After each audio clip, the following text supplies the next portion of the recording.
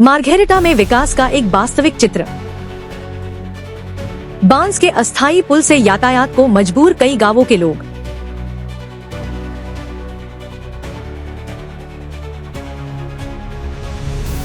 Margherita विधानसभा के लिडू इलाके में विकास की असली तस्वीर आज भी कई सवाल खड़े कर रही है। एक स्थायी पुल के अभाव में यहाँ के कई गांवों के लोग वर्षों से भारी परेशानी झेल रहे हैं। हालात ऐसे हैं कि आज भी ग्रामीणों को एक अस्थायी बांस के पुल के सहारे ही यातायात करना पड़ रहा है।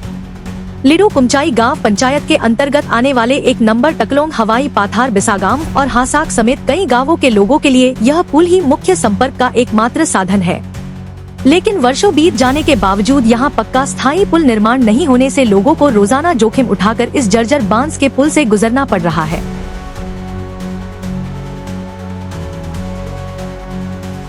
स्थानीय लोगों का आरोप है कि सरकार और प्रशासन की ओर से कई बार पुल निर्माण का आश्वासन दिया गया, लेकिन आज तक कोई ठोस कदम नहीं उठाया गया।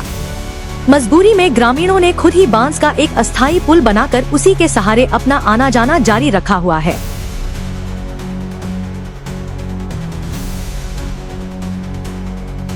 ग्रामीणों का यह भी कहना है कि उन्होंने कई बार स्थानीय विधायक भास्कर शर्मा से भी इस समस्या के समाधान की मांग की, लेकिन अब तक इस दिशा में कोई पहल नहीं की गई। लोगों का आरोप है कि जनप्रतिनिधियों और प्रशासन की उदासीनता के कारण यह समस्या वर्षों से जस की तस बनी हुई है।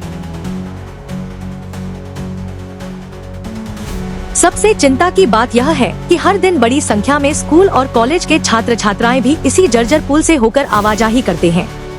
ऐसे में किसी भी समय बड़ी दुर्घटना होने की आशंका बनी रहती है। ग्रामीणों ने सरकार से मांग की है कि जल्द से जल्द यहां एक स्थायी और सुरक्षित पुल का निर्माण किया जाए, ताकि वर्षों से चली आ रही उनकी इस बड़ी समस्या का स्थायी समाधान हो सके।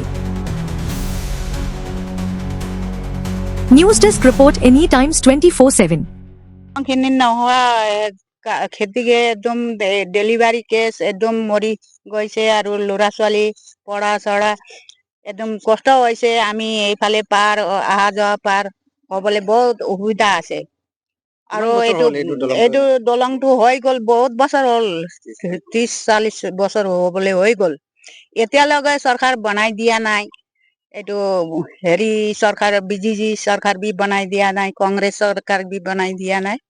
एতিয়ালৈके बनाई दिम कोई हदाय बছर आहे एटु करी फटो करी बोले बनाई दिम कय तेतिया भोट पाब ना, तेतिया भोट पाई पेला एकदम चुपचाप थाके। सरकार बिलाक एकु करी दिया নাই। इमान कष्ट करी मानु आना जाना एकदम कष्ट হয়। এতিয়া আমি দলংখিনি না बनाई दिले आमी भोट न दिउ। आमी दलंगখিনি न बनाई दिले बा ए बছर बा आहा बছर लगे आमी भोट न दिउ। हताई बছर आमी भोट न दिम। दलंग बनाया दिव तेतियाई आमी दलंग भोट दिम।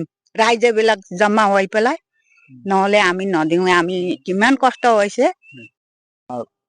এই দলংখনৰ বিষয়লৈকে মই ইয়াতে চচুৰবাৰী মোৰ ননা ককা দেউতাহঁতি ইয়াতে ঢুকাই পিনি এতিয়া আমি ৰাইজে নিজৰ অহা যোৱাৰ কাৰণে আমি ৰাইজে ওলাই পিনি এইবোৰ দলংখন বনাইছো। এই বছৰ এইখন নাও আমি ৰাইজে কিনি পিনি কোনোৰকম পানী ডাঙৰ হ'লে স্কুলীয়া ল'ৰাখিনিক অহা যোৱা ডেলিভাৰী কেছ এইবোৰ কাৰণে সুবিধা লৈছো। এইবাৰ যদি আমাক এইটো সুবিধা কৰি নিদিয়ে আমি ভোটৰ কাৰণে ইলেকশ্যনৰ সময়ত কিবা এটা আমি ভাবিছো ৰাইজে এই বুলিহে মই ইমানতে অন্ত কৰিছো।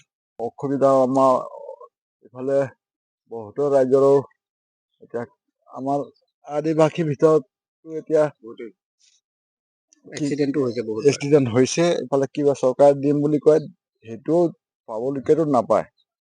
এইটো ৰাস্তাটো বাদে দিয়ক, যোনটো আঁচনি আহিছে এই আঁচনি নাই পোৱা বহুত ৰাইজে।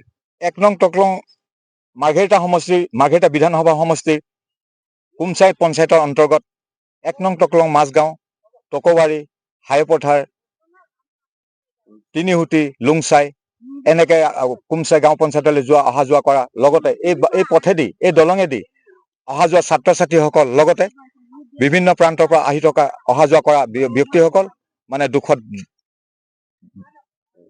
ভোগ কৰি দুখত ভুগি থাকিবলগীয়া হৈছে।